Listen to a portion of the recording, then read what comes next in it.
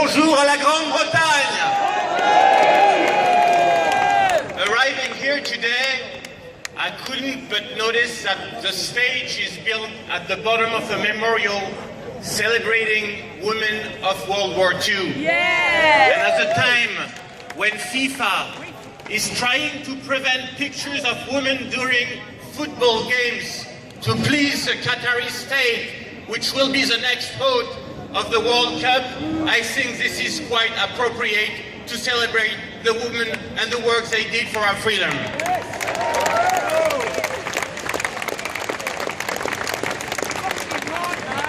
According to whether you're rich or powerful, the court will judge you guilty or innocent. These were the words of Jean de La Fontaine, a famous writer in his book The Animals Sick of the Plague. Unfortunately, centuries after this fable was written, we are forced to admit that its moral still holds true today. It holds true in our Western societies, societies we believed embraced principle of freedom. But every day, we are reminded of the ugly truth. In France, writers are condemned for merely expressing their opinions. The French Parliament is currently assessing a new law against fake news, which in its very nature reveals a repressive attitude towards freedom. In fact, the assets of my party, whose leader, Marine Le Pen, was the runner-up in the last presidential election, have been illegally seized to try and silence us. Same legal coup is happening in Italy against Liga, who was just elected at the head of the Italian government. We love you, Italy! These societies, our societies, that claim to be inclusive, foster new taboos under the veil of this so-called multiculturalism. Certain topics are no longer to be addressed and thus become unspoken. The dark veil of oppression is slowly covering our nations. Last month, Tommy Robinson was arrested and sentenced to 13 months in prison for having live-streamed the arrival at Leeds Crown Court of the protagonist in a case involving an Indo-Pakistani gang accused of having committed numerous despicable crimes of pedophilia. His incarceration is a dishonor to the grand liberal democracy that Great Britain represents.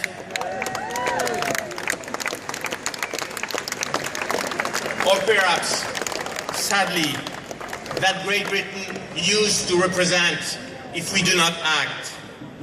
No country that is confident and assertive in upholding its value would imprison journalists. This is the wicked work of tyrannies, of failed or totalitarian states. It took no more than 5 hours to imprison Toby Robinson. 5 so very short hours. Those of us who still believe in the freedom of opinion and expression should be appalled and outraged by Tommy Robinson's incarceration. Gangs committed repeated abuses in Telford and Rotherham, facing nothing but at best indifference for decades, but worse and most likely, complicit silence. Should the acts of such rapists be kept silent? No! Should it be prohibited to believe that such violence stems from a misguided approach to integration and tolerance? In Rotterdam, one of the investigators working on the case was required to take a class on cultural diversity after reporting the true nature of the rapists. Believe me, the system will do anything to avoid shattering the lies that forms the basis of their multicultural project. Today, July 14th, as we celebrate Bastille Day in France, I cannot help but reminiscence about the time both our countries dominated the world to spread a culture based on enlightenment and freedom. On this special day of remembrance, I would like to speak to you about liberty and its unstoppability. Whether the people revolt for a just cause or not, they become an irresistible force, a tidal wave that shapes history. In a crowd, a stranger shouts and suddenly a frenzy takes over the mob. Everyone is carried away by a feverish pulse which no one tries to resist. Everybody, irrespective of class, opinions, beliefs or custom, is carried away by the same thought and emotion. Together, the crowd will overturn mountains, overthrow regimes, and dismember establishments. And this assessment must be made with grave concern. No one wishes such trouble upon us, but we shall bear in mind that when the arbitrary takes over, chaos and violence await. This is the reason why people like us gathered here today, peacefully, to question conformity, are essential to sustain Western societies. It is our ability to think critically that has made us who we are today. Our speeches and political fights are to avoid that one day our children are not allowed to publicly defend the freedom of another Tommy Robinson. In the heart of London, while some men call for the enforcement of Sharia law and others openly endorse Islamic State terrorists, judges are busy convicting journalists who condemn these acts. It is time for this to come to an end. It is time for our great nations to wake up again to the brilliance of our culture, built not on discrimination, whereas positive or not, nor on fake tolerance, but on authentic freedom. Freedom of speech, freedom of the people. Our cause, this cause is greater than any of us, but it is the only worthy cause. Freedom!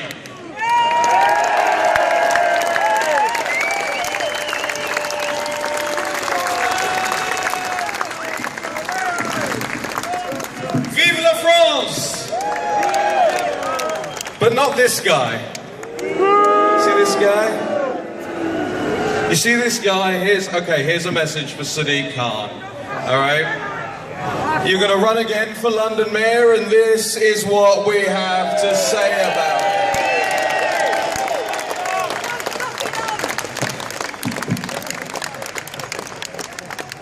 And I give him a little bit of a kicking as well. Come on, get off stage. Get off stage! All right. Ladies and gentlemen, our next speaker has come from another nation that is fighting hard to take their country back. In September, they have national elections. And 4 years ago, when I started covering this party on Breitbart London, people said to me, "You must be mad." Said they've got no chance. Well, I'm very pleased to say that the Sweden Democrats are now polling top consecutively and consistently in the polls in Sweden, and they are going to win in September.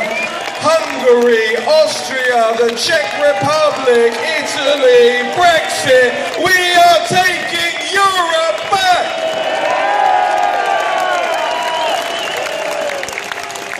Please, ladies and gentlemen, give a warm welcome to a Member of Parliament for the Sweden Democrats. It's Kent Ekeroth!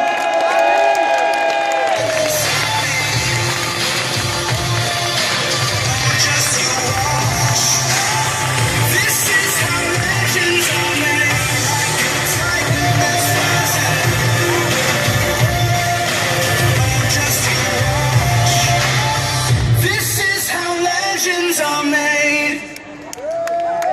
very much. It's an honor and pleasure to be here, and thank you very much for the warm introduction. I am from a completely insane country in Northern Europe, where upside down, unfortunately, is the norm, where boys are girls and girls are boys, and where war is peace. And that country is called Sweden.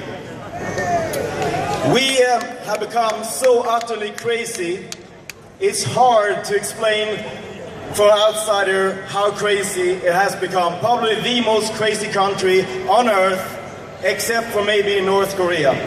Nothing on the news though, is there? But I thought that Sweden was the most crazy country on earth, and then England went ahead and put Tommy in jail. And then I realized, okay, we're actually facing competition about being crazy, the most crazy nation on earth. You might win that prize. I've been involved in formal politics for over 12 years, 8 out of which in Swedish national parliament. At my party's formation some 30 years ago, we took the fight against the political corrupt establishment, against the failed policies of mass immigration, political correctness, and we took the fight to expose the truth that this establishment are trying and have been trying to hide from its people. So from that perspective, I'm all too aware of the situation that Tommy is in. Back home in Sweden, we also suffered repression from the powers at hand who desperately tries to protect their failed policies. But the fate of Tommy is another level of transgression against our freedoms and our free speech. Tommy has become a symbol of resistance to this corrupt establishment, a symbol for the fight for freedom of speech and for our right to oppose that very establishment that has ruined more or less the whole of Western Europe.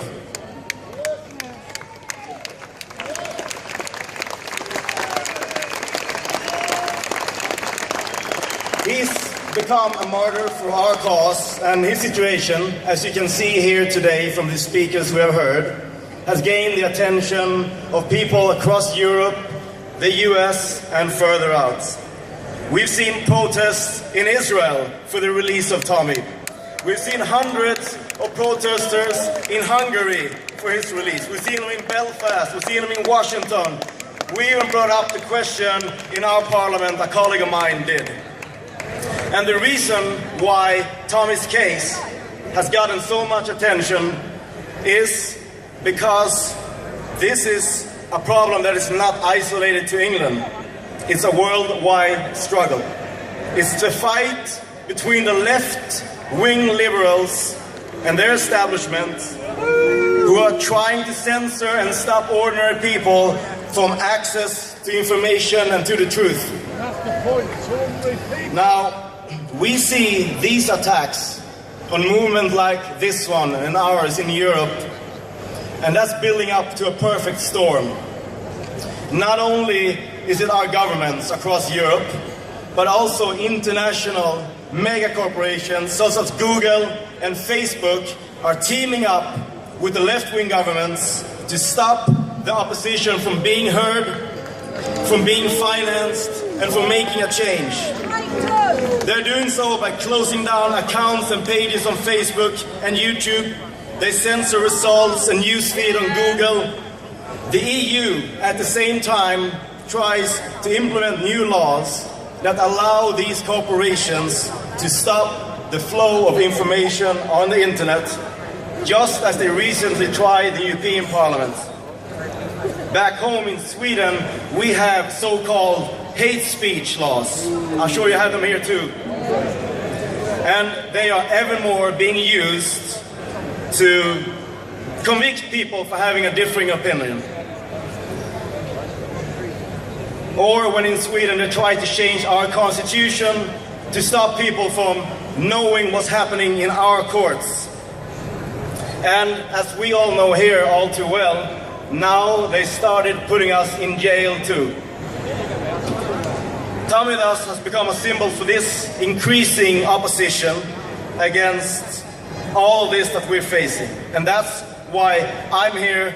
That's why we have all these international speakers. We have the same fight and we're facing the same enemy.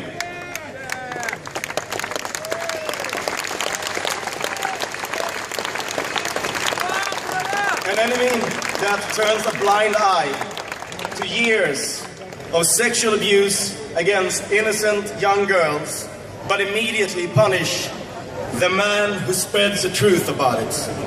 Enemies that does little to nothing when its cities, such as London, fall victim to murders, stab sprees, acid attacks, but reacts immediately and harshly when one man tries to report on it. And unjustly. Fortunately, my friends, the tide is turning in Europe. In almost every country, there are parties like mine that act as a real opposition to the insanity and attacks on our societies. We have PVV in Holland, AFD in Germany, the Freedom Party in Austria, Vlaams Belang in Belgium. We have the Sweden Democrats in Sweden. We have the Danish People's Party, Front National in France, Lega in Italy, SVP in Switzerland, Fidesz in Hungary, and so on. We're winning. Unfortunately, your election system here stopped you from having such a party in power in parliament. That could have been UKIP, but your election system is rigged. It's meant to be stop parties like the UKIP from coming into power.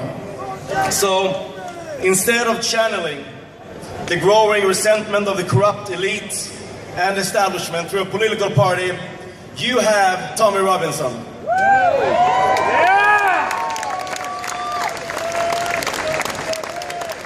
And that movement that you are part of here today is a movement not seen in any other country in Europe, I would say. To gather thousands of you here today on game day, even a World Cup, it's extremely impressive. Doesn't exist anywhere else. Be proud of it.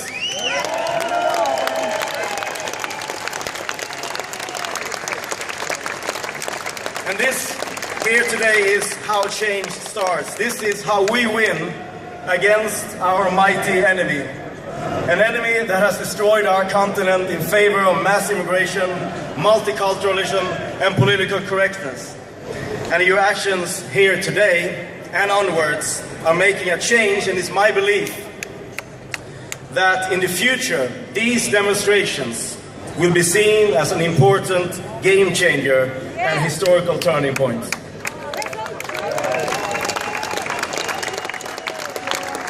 I am, and I'm sure all the other speakers here today that are not from England, we're here because we care not only about our own countries, but for Europe as a whole.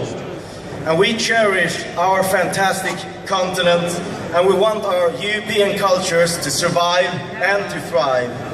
That's why we're here to support like-minded people and allies across Europe who have taken the struggle to take their country back. And England, of course, is an integral part of that. The cradle of modern civilization, a country who against all odds faced tyranny in Europe some 70 years ago, who stood up for what's just and for what is right. And on the 23rd of June in 2016, once again, you stood up for Europe, for the freedom of all European countries when you said yes to independence. And no to the federalist tyranny ruled by the global leftist elites. I'm convinced that Brexit as well will be seen in history books as a turning point in Europe, and we thank you for it.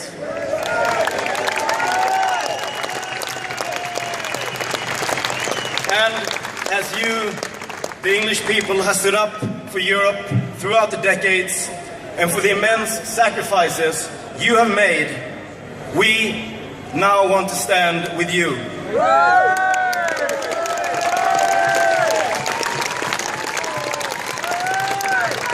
Brexit, you have begun to take your country back from the European Union, and now take it back from your own corrupt political establishments.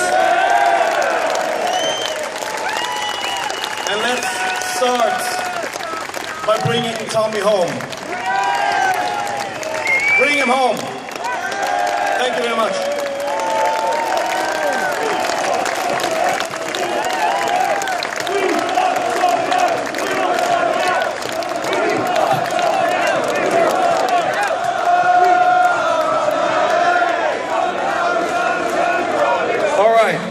So I've just got our very nice and very kind police liaison officer who's here backstage. He said that there are going to be some police moving about at the back. It's nothing to be concerned about. They're just getting in position for when everybody wants to leave. So if you're seeing some police activity at the back, don't worry. Nothing untoward, I have been assured. Ladies and gentlemen, our next speaker, he's actually come from one of my favorite places in the world. I spent the 4th of July there a couple of years ago, out in Arizona, in the USA. He's come from a place called Prescott, which is a beautiful city. He is a street fighter, one of President Trump's biggest supporters. So I want you to welcome him with all your spirit and all your might. It's Congressman Paul